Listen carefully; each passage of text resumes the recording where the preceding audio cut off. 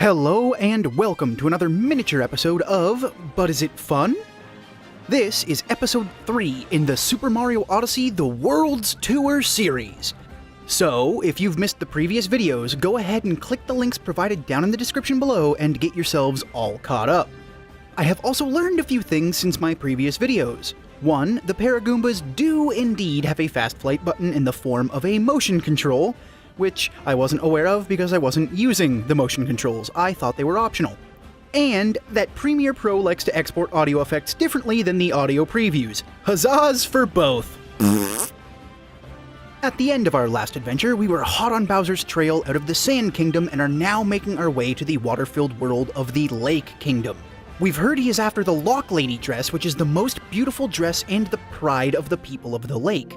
Lake Lamode is a wondrous oasis compared to our previous destination, the Sand Kingdom. Literally everything here shines and sparkles with beauty, especially its local population of mermaids. They are so gorgeous, and I love how their scales form the shape of dresses.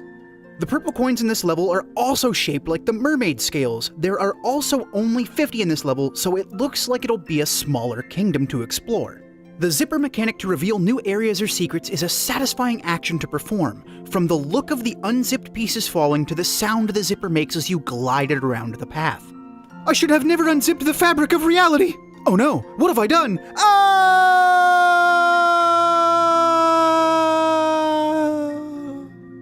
Oh, the zipper wasn't a trick. Yeah, no, I knew that the whole time, yeah. I don't know about anyone else, but these living seaweed monsters kinda freak me out. When I was little, I always had a fear of seaweed tangling around my ankles and pulling me under the water. It looks like Lake Lamode's resident capture creature is a Cheep-Cheep. Now we are the ones who have the big kissy death lips. Oh hey, it's Dory! I'm so glad she made it out of the hazy maze cave all right. That place was super scary when I was a kid. I'm still a little paranoid about toxic gas inside of mazes to this day. As you swim around underneath the lake, you can see the sunlight shining down actually creates the image of a dress. I think that's a wonderful addition to the theme of Lake Lamode, with their mermaids being so proud of the dresses they have made, especially their Lock Lady dress. This hidden area provides a new aspect of maneuvering Mario that hasn't been too prominent so far, the wall cling and scooch. That move where you're shimmying across the wall? Yeah, that's the scooch zone right there.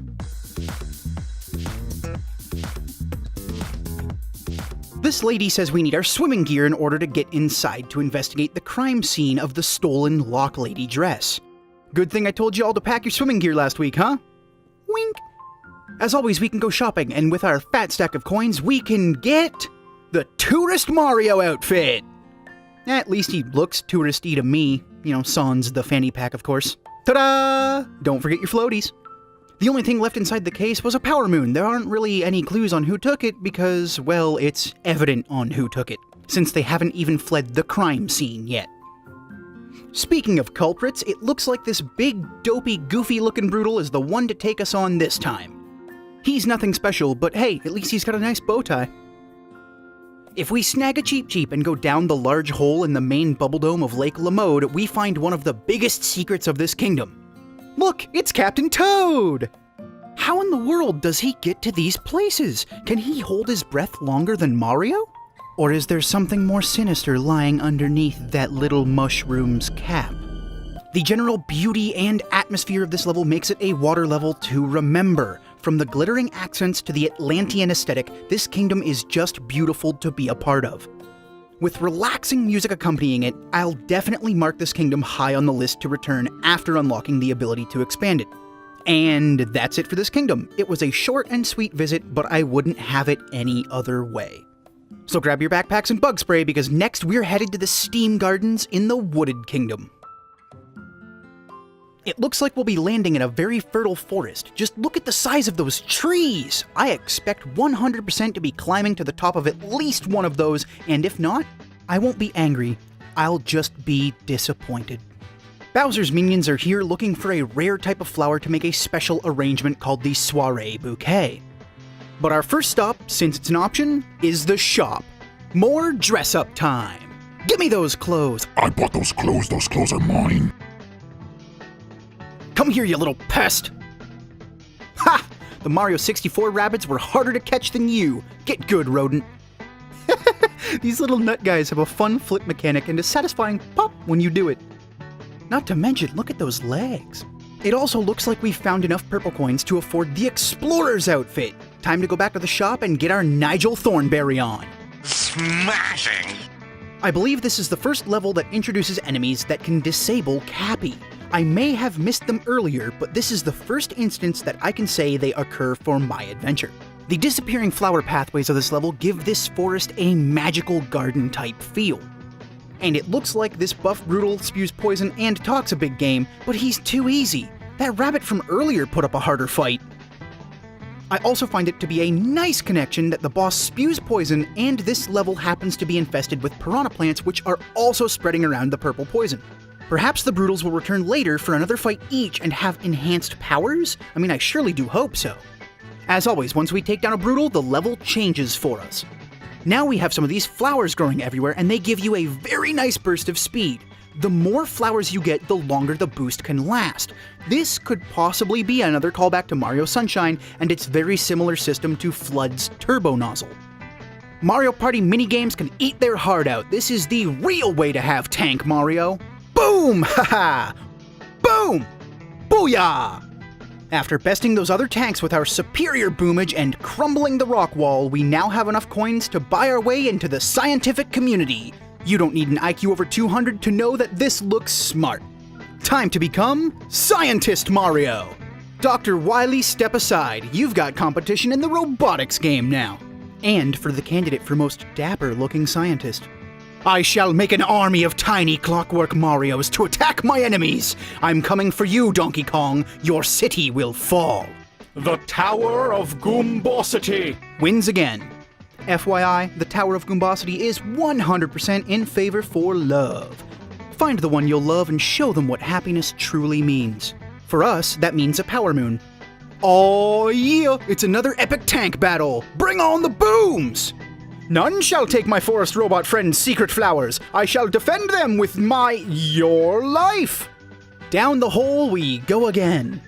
You know, I hope we don't make a habit of jumping down seemingly bottomless pits. At the bottom lies a secret garden which holds what I'm considering our second real boss fight of the game. This UFO flower snatcher is an interesting concept, but one thought always runs through my mind while looking at the flowers harvested inside its dome.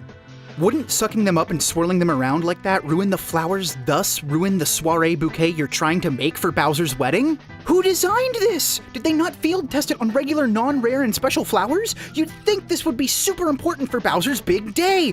I feel like I care more about Bowser's wedding day than these planners do. They're nothing but savages.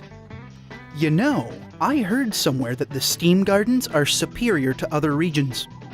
Don't know where I heard it. But in order to confirm that, we'll have to leave this kingdom and travel on to the next one. So pack your bags and grab your cafe gift cards, because we're heading to a city that's larger than life.